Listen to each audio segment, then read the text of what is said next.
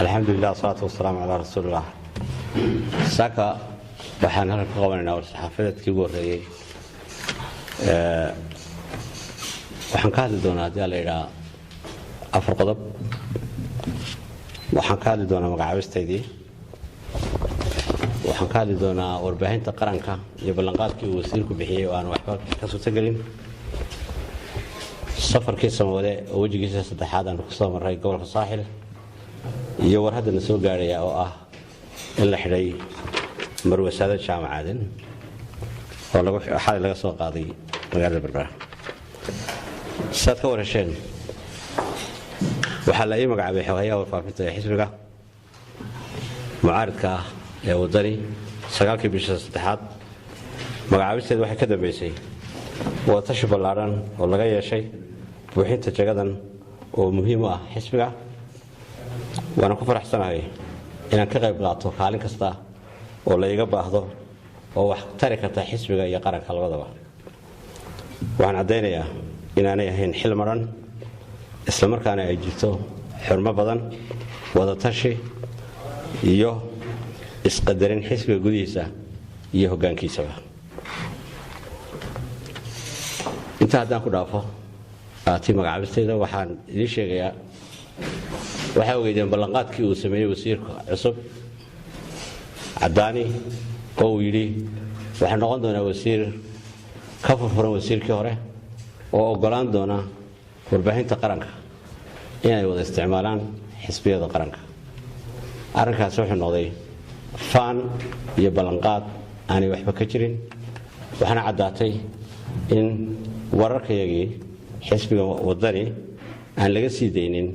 habeeraatee TV-ga qaranka. waxaan leenahay TV-ga qaranka iyo idaacadaha qaranka waa wax la wada leeyahay, waana inaynu u dhaxayno haddana xisaabta qaranka. hadda wixii ka dambeeyana waxaanu raadin doonaa sifo sharci oo aan ku raadino haddayna la galayso maxkamad.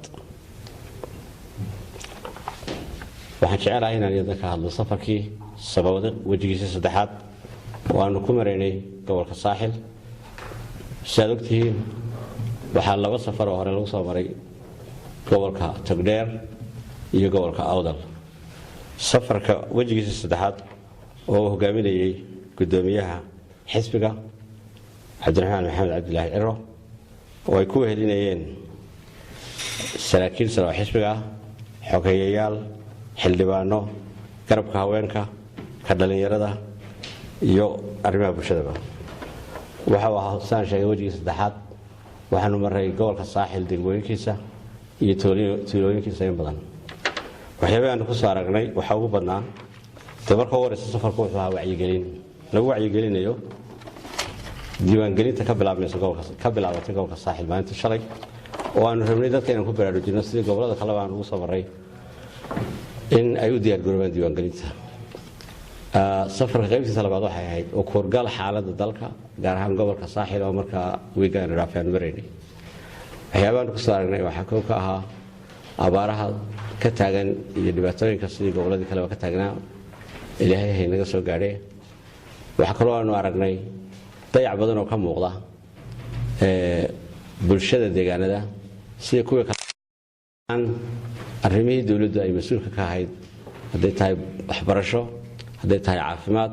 hadday tahay dariiq, in dadkii ay ku dhiban yihiin oo ay meelo badan oo inta badan ah aanay aragba wax wafdi dawladeed ah ama xukuumadeed oo iska daa wax loo qabtay ka warhayntooda ka warkeena. marka waxaanu ku boorinaynaa xukuumadda waqtiga yar oo haray inay bal waqtiga haray dadka uga faa'iideeyaan gurmadka abaaraha ee laga rabaa ay gaarsiiyaan, axsaabtana kala tashadaan wixii ka soo gaaray qayladaantii loo sameeyay abaaraha oo aanan habeeraatee qaabka u socotaana warkahayn. intaa waxaan raacin lahaa war degdeg oo la soo gaaray saaka. waxaa xalay loogu dhacay guriga oo loo diray ciidanka RRU-da marwasada jaamacadan oo ah sarkaal ka tirsan xisbiga wadani oo xalay laga gurigeedii loogu dhacay oo la galalafay sidii xukuumaddii militariga ahayd ay u gelisay oo kale loogu dhacay gurigeedii lagana soo qaaday lana sheegay hadda in loo keenay Hargeysa ay ku xiran tahay marwasada waa muwaadinad u dhalatay Somaliland wax dambi ay faraha kula jirtay oo la noo soo sheegay ma jiro gurigeedii bay hurday sidii caadi ahayd waxaanu dareensanahay kaliya waxa weeye waxa saada loo daba socdaa inay tahay maxaa xisbiga wadani ugu beertay dalkani uma baahna in la iscaburiyo dadkeenana caburis lagu hayn kari maayo ciidamada aarariyadu waa ka tirsan ciidamada amniga iyo booliisku shacabka iyo la shaqeeya shacabka iyo booliiskuna ma ahayn la iscoleysiyo waxaanu taliska ciidanka booliiska ku wargelin lahayn shacabka iyo xukuumadda waa u dhaxaysan haddii qof dambi galo sifooyinka sharciga ah ee loo marayay ha loo maro qof aan maxkamadii waaran looga soo qaadin qof aan dambi faraha kula jirin ee saq dhexe loo dhaco waliba haween ah waa wax ka baxsan nidaamkeena ku wada noolahay waa wax ka baxsan qawaaniinta dastuurka Somaliland waa wax ka baxsan islaamnimada iyo dhaqankeena marka waraysa waxaan dalbanaynaa xisbi ahaan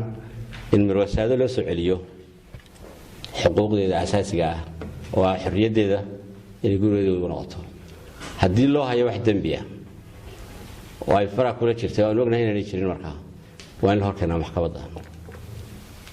sida ugu dhaqsaha badan baan u dalbanaynaa in saado loogu soo celiyo xorriyadeeda war saxaafeedka maanta intaas uu ku kooban yahay waa mahadsantihiin